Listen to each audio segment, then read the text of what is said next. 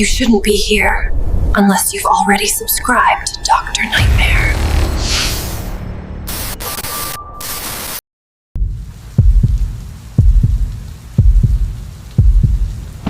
The rain that wouldn't stop.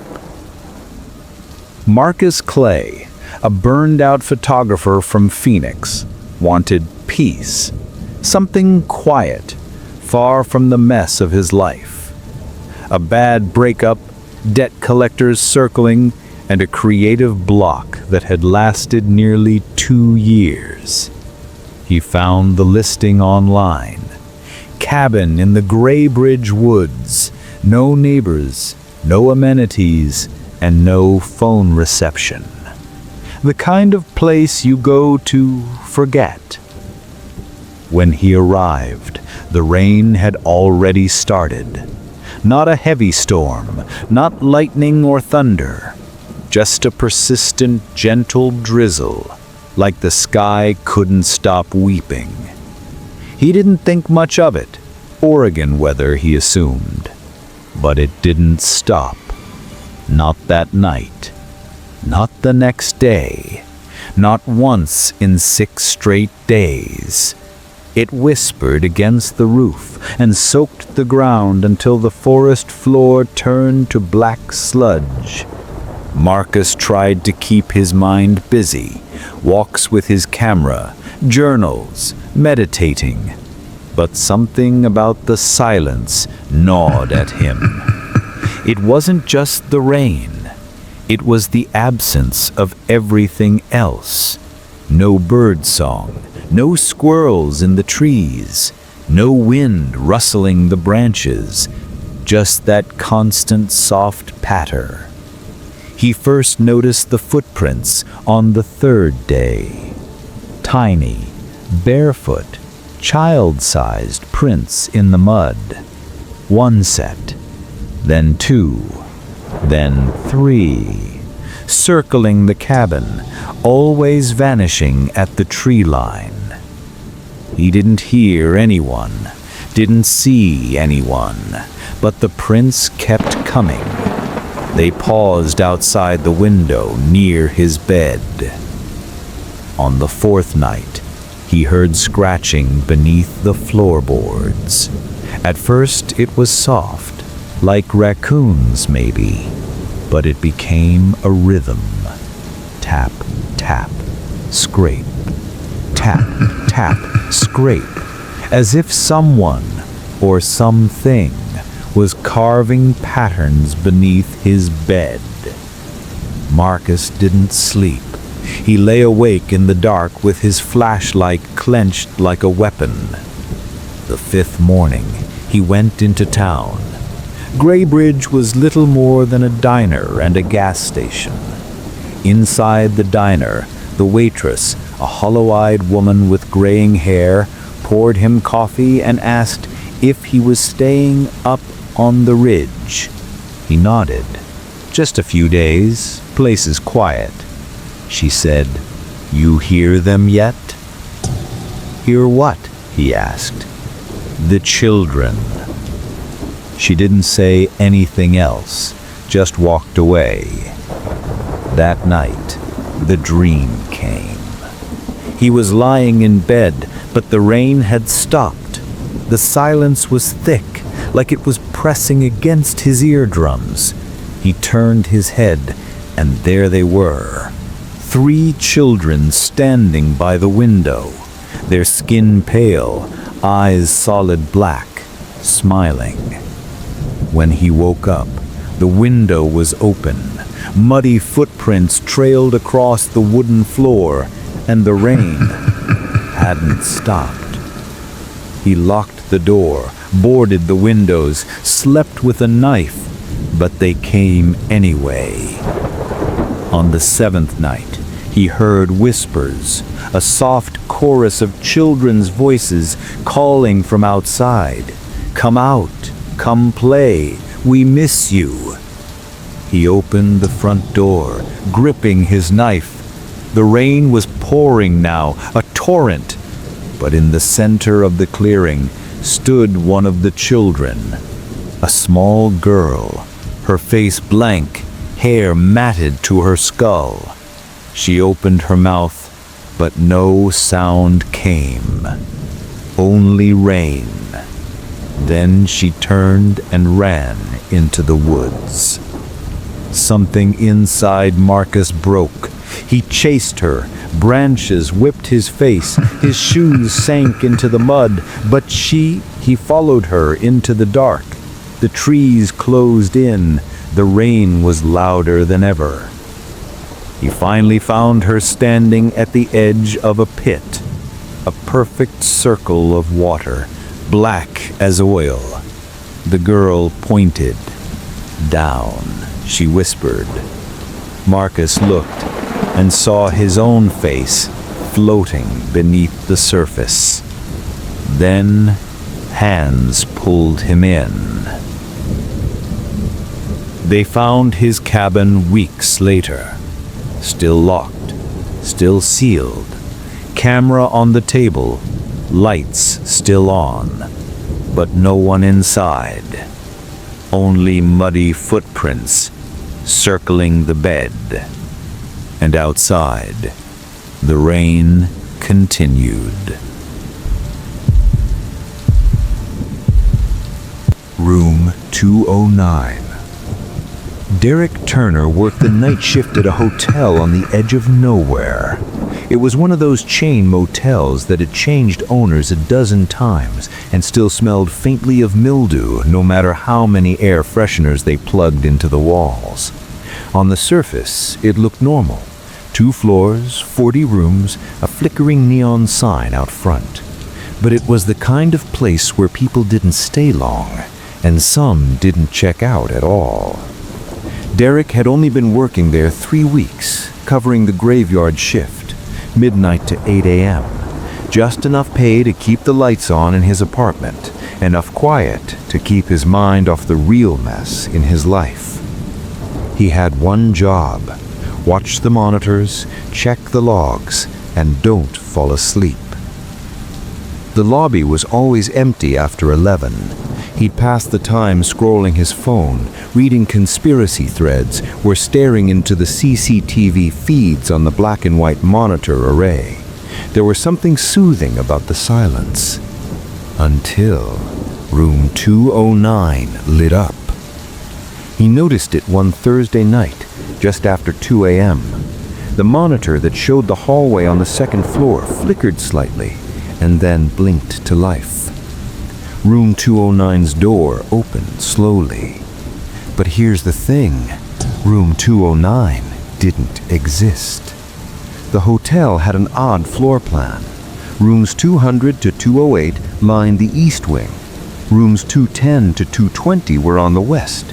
There was no room 209. There never had been. Even the room keys skipped it. Derek leaned closer, squinting at the monitor. The door, clearly marked 209, was wide open. Inside, only darkness. The light didn't reach past the threshold. It was like looking into a black hole. He clicked through the monitor controls, thinking maybe it was a glitch. Maybe the camera was showing a mirrored image or looped feed. But then, someone stepped out. A woman. She was barefoot, wearing a thin hospital gown, damp and clinging to her skin. Her hair hung over her face, long and tangled, and her arms hung limp at her sides. She walked slowly down the hallway. No sound, no footsteps, no shadow. She reached the end of the hallway and turned toward the camera. Derek's stomach twisted. Her eyes were gone, just deep black sockets, and her mouth was open, far too wide, almost unhinged. She raised her hand, pale and bony, and pointed directly at the camera. The feed cut to static. Derek sat frozen, staring at the screen. He checked the guest log. No one had checked in since 8 p.m. The east wing, where room 209 supposedly was, had all empty rooms. The cleaning staff had been through earlier. Nothing abnormal. He grabbed his flashlight and master key. Something about her eyes, or lack thereof, had burned into him, like she'd been looking through the screen, right at him. He took the stairs 2 at a time. The east hallway was dead quiet, the carpet muffling every step. He passed room 207, then 208, a blank wall. Then room 210. No room 209. No door, no outline, just the stretch of faded wallpaper. But the hallway was cold, too cold, like the air conditioning had gone into overdrive. And it smelled, a strange mixture of mildew, copper, and something sweet and rotten underneath. He turned back toward the stairwell, only to find the hallway had gotten longer. Another door stood at the end now, a door labeled 209. It hadn't been there seconds ago. The light above it flickered, casting shadows that didn't match the shape of the walls. His keycard inched toward his hand on its own, like muscle memory or something deeper. He didn't want to move forward, but his legs disobeyed. He slid the key into the lock. The door opened. Darkness spilled out like fog. Inside was not a hotel room. It was a hallway, longer than the building should allow. Walls of dripping cement, the sound of water echoing from nowhere. No windows, no light fixtures, just the dull pulse of red emergency bulbs spaced too far apart. He stepped inside.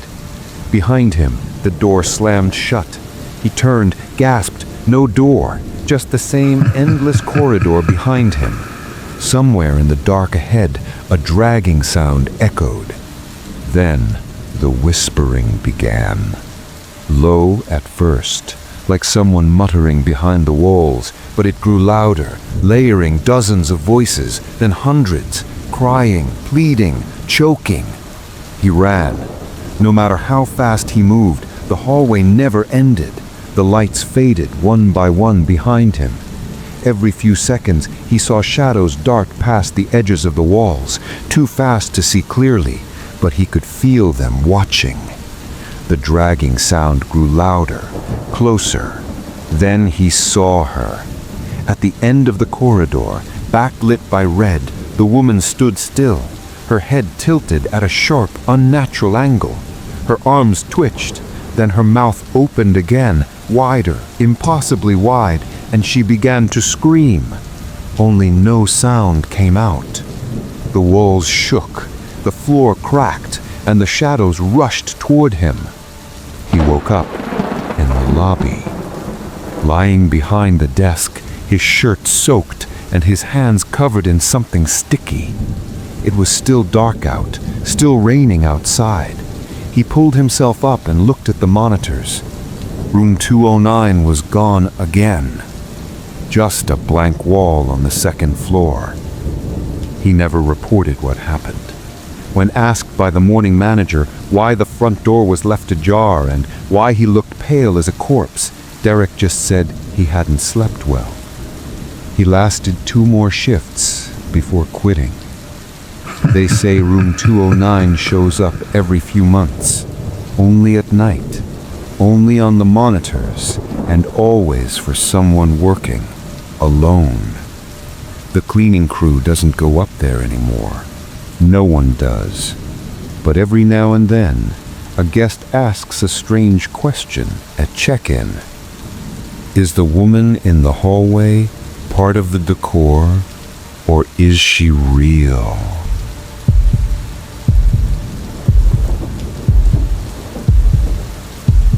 The woman on the overpass. Drivers said they saw her late at night. Always the same. A pale woman in a black dress, standing alone on the old Cedar Creek overpass, staring down at the road beneath her. Never moving, never speaking, just standing perfectly still, like a statue. People said she was a ghost, the remnant of a suicide, or maybe something even older than that. Most of them laughed it off. Just urban legend. Until Jacob Glass saw her. He was a long-haul trucker, working his way up the northern stretch of I-15 through Montana on his way to Spokane. Jacob didn't believe in ghosts. He believed in coffee, flat tires, bad weather, and GPS signals that always died when you needed them most. It was raining that night.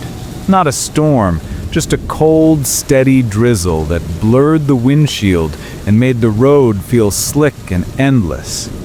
Jacob had his thermos between his legs, a crumpled bag of sunflower seeds in the console, and late-night radio whispering something about traffic conditions on the I-90 hundreds of miles away.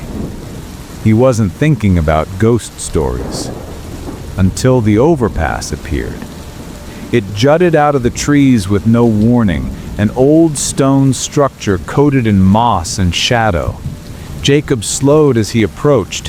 His headlights swept up and froze. There she was. A woman. Mid-30s maybe, long black dress that moved ever so slightly in the breeze, hair soaked, clinging to her face.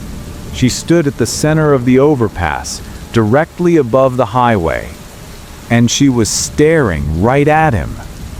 Jacob's foot lifted from the gas pedal. The eyes were what did it. Even from the cab, even through the storm and fog, he could feel them. Cold, empty, not angry, just hollow. And yet somehow still aware, as if they saw something in him no one else did. He drove under the overpass. In the mirror, the woman hadn't moved. He tried to forget it, blamed it on exhaustion, hallucination, maybe some local performance artist trying to freak people out, but that night, in his motel room outside Spokane, he dreamed of her. He was standing at the edge of the overpass, rain pouring. A truck roared towards him on the highway below. She stood beside him, whispering. He couldn't hear the words, just felt them. When he woke, his pillow was soaked, not sweat, rainwater. He told himself it was a coincidence. The next time he saw her was a week later. A different highway, different state, but there she was. Same overpass, same woman, same stare. And again, when he passed beneath her, something in him twisted, like a cord being pulled too tight inside his chest. After that, she started appearing more often. Sometimes she was on overpasses, sometimes at gas stations, standing just beyond the edge of the lights. Once, he saw her reflection in his side mirror as he drove through Nevada, a shape in the shadows of the trailer, smiling faintly. He tried telling a coworker, just mentioned the weird sightings, not the rest.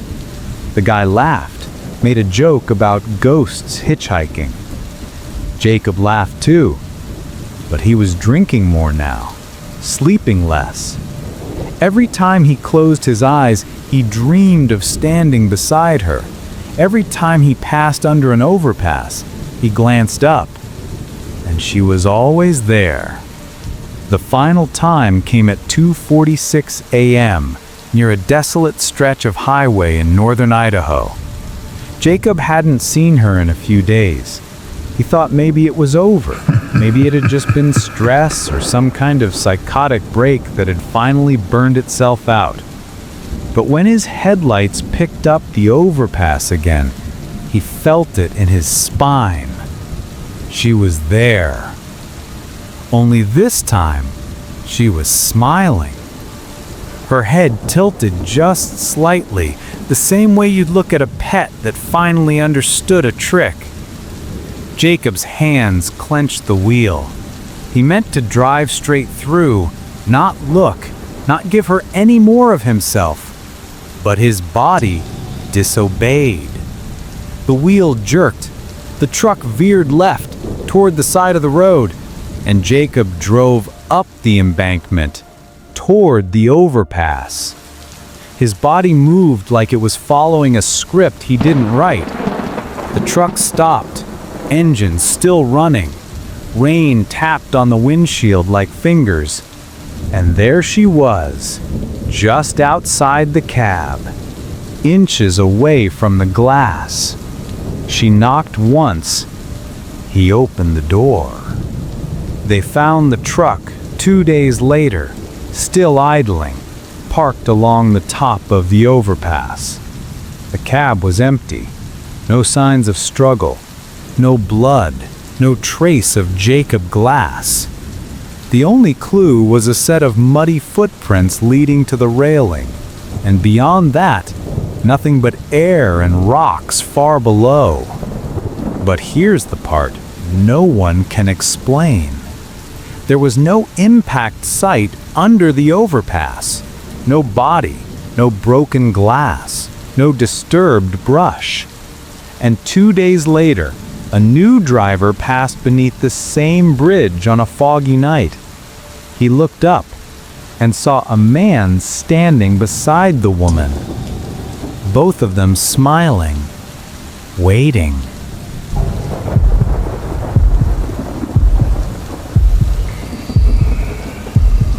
Voices in the static.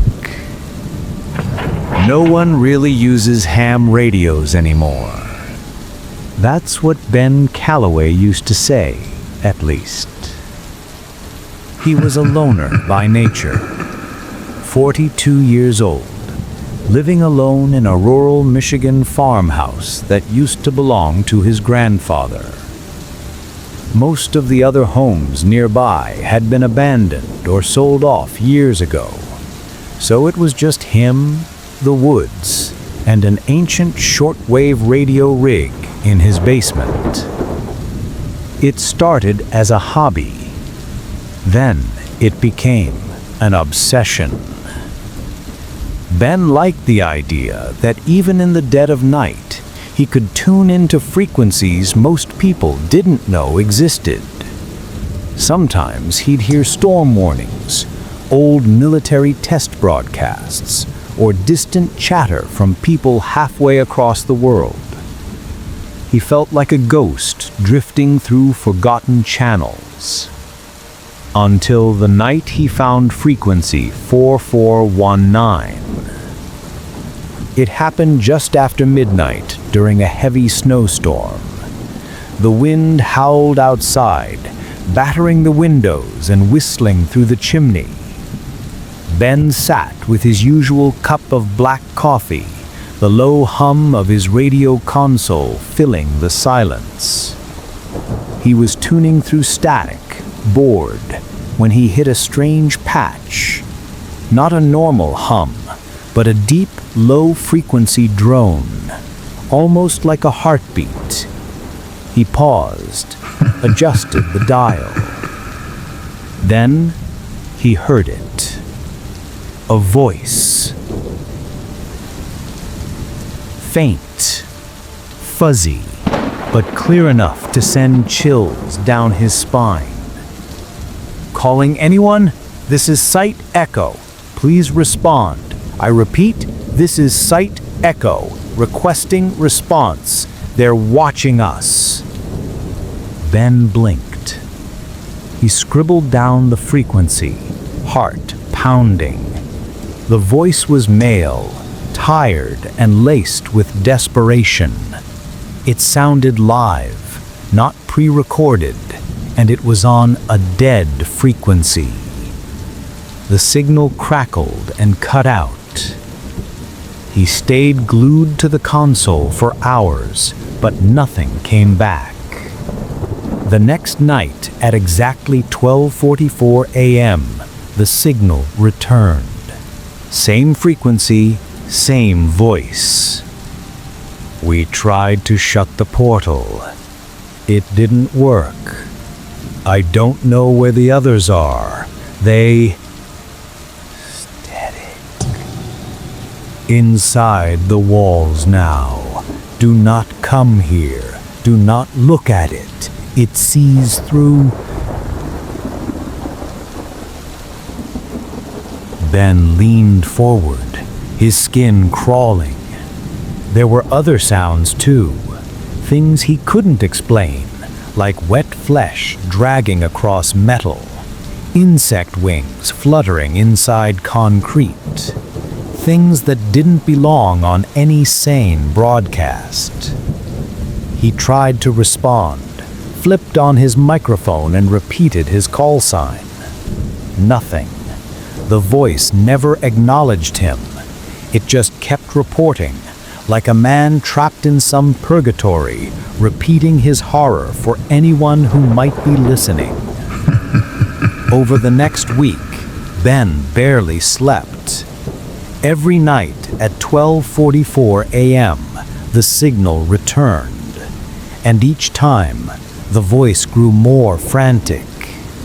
Sometimes it whispered, other times it screamed.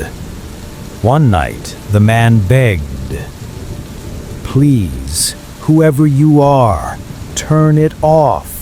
It hears through the signal. If you're still listening, it already knows your name." Ben shut off the console that night, sat in silence. His hands wouldn't stop shaking. The next morning, strange things started happening. The basement light flickered whenever he walked past the radio setup. His phone rang once, just static on the other end. He heard voices in his hallway late at night, not inside the house, but under it, like something crawling just beneath the floorboards. One night, he woke up at 12:44 a.m., no alarm, and heard the radio click on by itself. He found the voice already mid-broadcast. "There is no escape. They built it under the ground. They fed it memories. Now it wants more." And then, something new. Another voice joined in, higher pitched, not human, repeating a name, over and over. Ben, Ben, Ben. He tore the power cable from the wall. The static continued. He drove into town the next day and brought the radio to an electronics recycling center, left it without a word, bought a new TV, replaced every fuse, and vowed never to touch shortwave again. That night, the TV turned on by itself. Not a show, not static, just a pitch-black screen and the same voice. "You're still listening, Ben. You can't stop now. We're in the walls." He unplugged the TV. The voice didn't stop. The last anyone heard from Ben was a voicemail he left for a friend. A garbled message full of pleading and some kind of strange rhythmic noise in the background. Police found the farmhouse days later, front door open, no signs of struggle. But the entire basement had been stripped bare. The concrete foundation had been smashed apart, huge claw-like marks gouged into the stone, leading down into the soil. Ben was never found, but locals say that if you walk the woods behind the house at night and the wind is just right, you can pick up a faint radio signal on your phone. A voice calling for help, and behind it, something else breathing.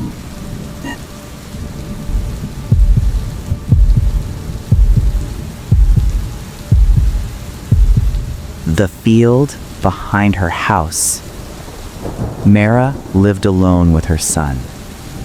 The house was old, her grandmother's place, tucked on the edge of a quiet valley in eastern Kansas. The kind of place where land stretched for miles, and the sky seemed to press down on you like a ceiling. The nearest neighbor was over a mile away, and the only thing behind her house was a wide open field. Just acres and acres of waist-high grass swaying in the wind. It used to calm her, that field, until the night her son came back wrong. His name was Ethan, 7 years old, bright, curious, a little too quiet sometimes, but sweet. He loved bugs and puzzles and had a habit of wandering outside early in the morning before Mara even woke up. She warned him not to go into the field alone. Too easy to get turned around, she told him. Too many things you can't see in the tall grass. He promised. But one morning, she woke up, and he was gone. The back door was wide open. No footprints on the porch, no note. Just the field, swaying in the wind like nothing had happened. She called and called, sprinted through the grass until her legs ached, screaming his name. No answer. Just the wind.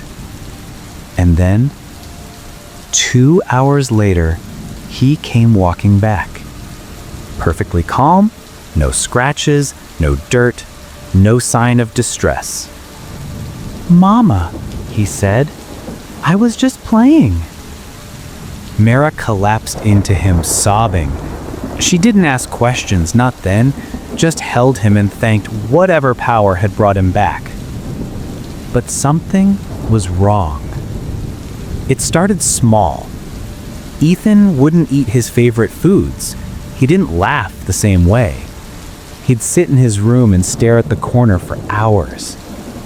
When she asked what he was thinking, he'd smile too wide and say, "Nothing. Just listening." She chalked it up to trauma. Maybe he'd gotten lost. Maybe he'd imagined the whole thing differently. But at night, she began to hear him whispering to someone. At first, she thought he had an imaginary friend. But then she caught him in the hallway at 3 a.m., standing completely still, facing the back door. "Who were you talking to?" she whispered. He didn't turn around. "They're waiting," he said, "in the field. They said I can come back soon." Mara grabbed his arm and pulled him away. He didn't resist, just stared up at her with blank, shining eyes. "They want you too." She installed locks on all the doors, started sleeping with a knife under her pillow. The next day, she called a doctor, but the doctor never showed. She found his car at the end of the driveway, driver's door open, engine running. A trail of footprints led from the car into the field. No one ever found him. The whispers got louder. Mara would wake up at night to hear something moving just beyond the walls, brushing along the siding like an animal too large to be real. She saw shadows in the hallway, shapes at the corners of her vision. Ethan stopped sleeping. He'd sit cross-legged in the kitchen, whispering to the window. "The grass is hungry," he said once. "It told me you don't belong here anymore." She tried taking him to town, packed bags, got in the car, but the road never ended. No matter how far she drove, it just circled back to the field. She checked the GPS, it spun in place, refusing to track. The radio played only static. The sky grew darker even at noon. She was trapped. They both were. One morning, Mara woke up to silence. No wind, no birds, no sound at all. Ethan was gone again. She ran to the back porch. The grass was gone. In its place stood a perfectly circular hole stretching far into the earth. It wasn't dug. It was smooth, like something had melted the ground away. The dirt around it was wet, breathing. From the bottom, she heard Ethan's voice. "Come see, Mama, it's beautiful." She screamed, threw rocks, called the police again, but her phone didn't work. No one came. No one ever came. Later that night, Mara found footprints in the kitchen. Muddy, barefoot, too large to be Ethan's. They led from the back door to the basement. She never opened the door. She just nailed it shut. But sometimes, late at night, she hears it trying to open. Something clawing softly against the other side. It sometimes says her name. Sometimes it uses Ethan's voice. The field is still there, still swaying in the wind, even when there is no wind. No one visits Mara anymore. No mail, no cars. The road in has cracked and broken, overtaken by vines.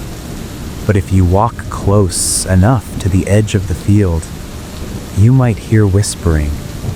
And if you step inside, even just a little, it will remember your name.